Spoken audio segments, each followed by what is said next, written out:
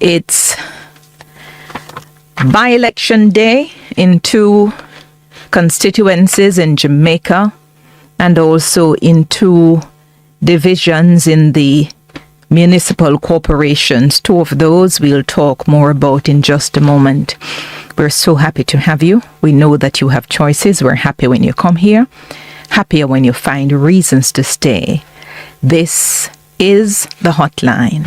Emily's views, her position on the issues, her point of view backed up by the facts. Here are Emily's views.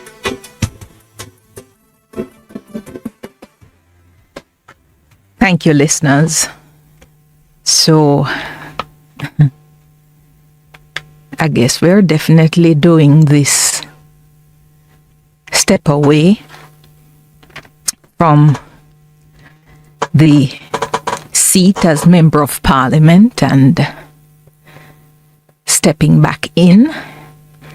So a by-election can be held even though the reason that caused one to step away in the first instance,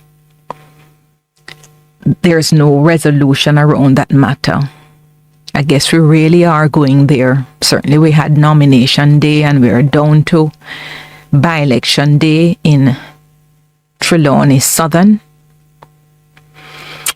And we shall see what happens there. The fascinating thing is that there's no expectation at all that things will change in that constituency. So we have the former Speaker of the House, Marissa Dalrymple Philibert, who resigned earlier on after an Integrity Commission report made some allegations against her on the basis of which a charge has been proffered and is still to be resolved in the court. I believe a date comes up in December where a preliminary point taken by her counsel, the court is to hand down a decision on that in December. But she has been nominated, duly nominated, and is on the ballot for the by-election in Trelawny South. We understand an independent man who is not quite an independent man. Lloyd Gillings is up against her. So I think the PNP has perhaps played best political game they can at the moment. Certainly in the by-elections in the 2 constituencies now, those being rather Trelawny South and St. Andrew Northwestern. And why I say that is because, as you heard me say yesterday, I believe in Derek in part of the discourse we had, these candidates who are up in the 2 political constituencies, Trelawny South and Northwest St. Andrew, they are not independent in the true sense of the word. And though a very low voter turnout is expected because these are by-elections and we normally have very low voter turnout, perhaps within the region of between 14 to 16% or thereabouts in each of the constituencies, then it can be an interesting numbers game for them, because if they've declared publicly that as a matter of principle they will not be contesting any by-election, but they do have, through independent PNP members going up, it will be interesting to see what these independent PNP members can amass on their own, let alone when the full force of the overt PNP machinery is exerted in the constitutionally due general election within 10 months or so. One can get a clear sense as to what is really going on. The JLP has decided that it's not going to state the point on principle on which it has decided to have Marissa Dalrymple Philibert run back as its candidate in Trelawny South. She having resigned, as I mentioned before, in the face of the Integrity Commission report. But they claim that there was loud clamour in the constituency for her return. So I look forward to see an indication of the loud clamour through the number of people who do turn out for her in this by-election, and to see whether the loud clamour will cause what is historically low numbers in terms of voter turnout in a by-election to be higher than normal. Because if people were so eager for her return, they should go out and show it. So we look to see what is happening and what will happen later. I'm not expecting any major changes there. Just looking to see how the numbers move and what we can extrapolate, if anything. And I don't suspect we will expect much, because a general election is a completely different ball game from a by-election, and an uncontested by-election is also a different ball game from a contested by-election. But this is sort of unique because we have independent PNP members who are on the ballot. Said thing for Northwest St. Andrew. Dwayne Smith has been waiting a long time. His father was Member of Parliament in this particular seat. And you recall the passing over of Dwayne Smith some years ago for the man who was a prize catch, Nigel Clark, who later became our finance minister. And as life has it, life is just fascinating the way, the roads go. His time has come, because here it is, Dr. Nigel Clark has been snatched from Jamaica by the International Monetary Fund. And he gets the chance to enter into the parliament from the municipal corporation, having spent a lot of time there. He gets the chance now to go in a much easier way than even in a general election. Let me take a break and come back with you. Okay, we're going straight. We don't need a break at this time. Yeah, so he gets the chance to go in. I didn't even realize until recently that the Carl Marshall that's on the ticket for St. Andrew Northwestern is a former Speaker of the House of Representatives. And I credit Dr. Chang, I believe, who I heard saying it some time ago. And he became a Speaker of the House by being a Member of Parliament for the People's National Party. I believe I heard Dr. Chang saying. So, though we expect Dwayne Smith to win in that constituency and to have a sufficiently easy ride in, as has Matthew Samuda done in Northeast St. Anne. Yes, it will probably give him a little cushion for a little time until the general election comes around in, as I said, 10 to 11 months or so. I think the big municipal corporation division that I'm certainly looking at is the Anan Town division in the Clarendon Municipal Corporation. I'm looking at that because that municipal corporation, Clarendon, has 22 divisions. And February 2016 local government elections, as you recall, there was great momentum for the People's National Party in that election.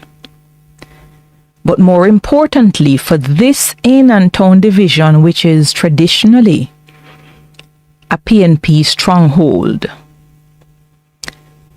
there was a young lady there, well, not so young, but not very old, middle-aged, Marjorie McLeod McFarlane, who was able from all accounts to win the admiration of the people in the Anan Town division. The Electoral Office of Jamaica records Marjorie McLeod McFarlane on the night of the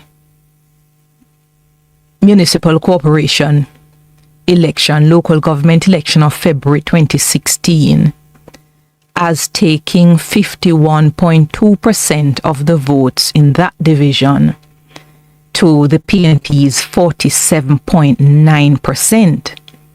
So she got 1,403 votes and the PNP got 1,311 votes.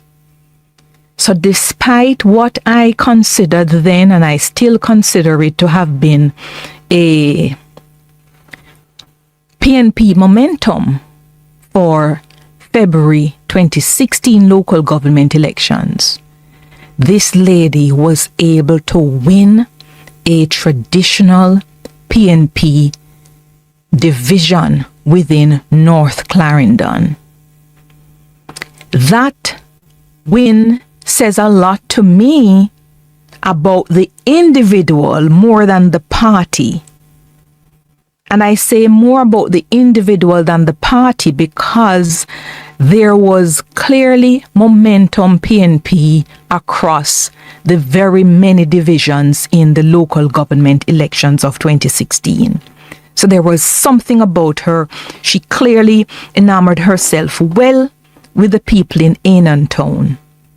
And as a result of that win, the JLP ended up holding the leadership of the Clarendon Municipal Authority by taking 12 of the electoral divisions there and the PNP having 10. And as things happen again, Mrs. Marjorie McLeod McFarlane, she died, and that paved the way for the now by-election. So at the moment it is 11 for the JLP, 10 for the PNP. So the JLP has now put up Suzette Barton as its representative for this by-election. And she's going up against Delroy Dawson, who is a former councillor in the Anan Town division and somebody who was beaten as well by Marjorie McLeod McFarlane. So the question is whether Suzette Barton is seen as loved as Marjorie McLeod McFarlane in Anan Town, and whether there are some sympathy votes that will go to her as a result of the death of Marjorie McLeod McFarlane coming from that division. So to me, it's more about personality, maybe likability factor, than anything else in the Anan Town division. Yeah, Morant Bay division in Eastern St. Thomas, based on the history, that is also a strong PNP division. I believe they took that seat by a little over 420 something in the February 2016 local government election. So I'm not expecting in a by-election for there to be such a massive swing away from the PNP to the JLP in the Morant Bay division. I've heard Dr. Chang claiming that they will take all four, and the all four, they include the Trelawny Southern and the Northwest St. Andrew constituencies as well as these two. I do not know what exactly has happened in Morant Bay division such that this can happen, especially after February 2016. I know that a number of things are happening in St. Thomas in terms of the highway, and the Prime Minister has continued to signal that he's intending to reposition St. Thomas in a way that it has never been repositioned since, decades now. But if we had that move in 2016, I do not see how and why there would be some massive swing to the JLP, but I may be completely mistaken on that front. So I look to see. I think when this race is done, at the end of the day today, we really need to have another conscience moment for the country. Because some of these candidates that are being fielded or that are proposed for the election that's coming up, we have to continue to examine their bona fides to sit in one of the highest lawmaking body in the country. Yeah, we have to examine the composition of the Houses of Parliament and whether we are satisfied, whether by popular demand or otherwise, we are satisfied in having some individual with a sort of antecedent that is quite unflattering, occupying one of the highest seats of lawmaking in Jamaica. And what does it say about us? We may be able to win, but we're heading straight for Pyrrhic victory. Only yesterday we saw in the United States Donald Trump, though he now controls based on, I think last evening I saw the Democratic senator for Pennsylvania in the election conceded to giving way to the Republican. So I think the Senate now is definitely declared by the number for the Republican. The House is Republican. But even so, for Donald Trump to get the people he wants in his cabinet, when he nominates, there has to be confirmation.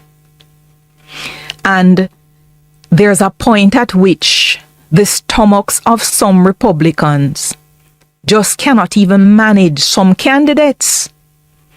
So what I was able to glean from the news last evening, having mentioned it on radio, that his pick for Attorney General, a man who is alleged to have intercourse with a 17-year-old and all sorts of ethics committee investigations were being carried out into his dealings, life and so forth, before Trump publicly nominated him, Trump having not even sought FBI clearance and background check on this man, Matt Gaetz.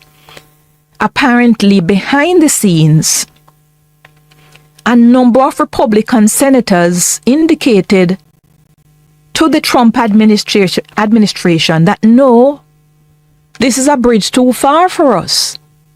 And we don't intend to give a yes vote to this particular nominee, so he won't be confirmed. So I understand that Trump made a call to Matt Gaetz and said, we're getting some opposition to your confirmation. He didn't tell him to withdraw, but he didn't need to tell him because pragmatically, if you get a call from the president is perhaps indicating, I'm not intending to fight for you for this position because I have many other fights to win. And so he withdrew his nomination. I say this because even though a lot of things are happening in our neighbor to the north, and the feeling is that this man gets what he wants, even they can't handle some of the things. It's causing them to be nauseous, and they're saying no. So we have to examine, because I think we're at a serious inflection point in this country, because the basis on which some decisions are being taken, the candidates that are being selected, a lot of principles are absent.